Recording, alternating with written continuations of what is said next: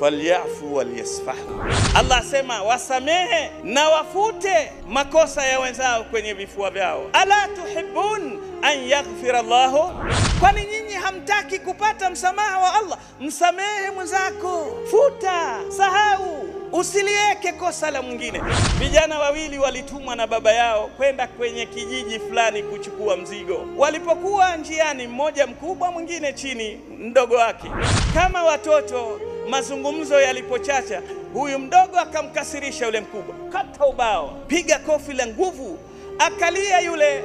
Alafu akenda, wako jangwani, michanga, akaandika kwenye mchanga, dharabani akhil kabir, ndugu yangu mkubwa amenipiga. Safari ikafika, kuna mto lazima wavuke.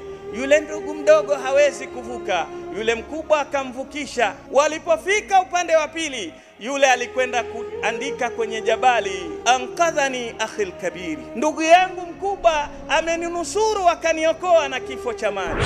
Waliporudi habari hii, walipoizungumza, yule baba akamuuliza, mbona alipokupiga uliandika mchangani? Alisema, najua utakuja upepo ufute hili la mabaya niliyofanya, lakini nimeandika kwenye jiwe, najua litabaki kila siku, nitakumbuka wema ndugu yangu alionifanyia. Allahu akbar.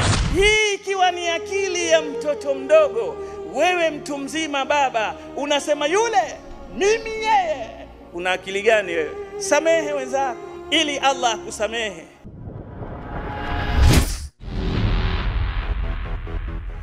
Mahasin TV, pata kujua wema wa Uislamu.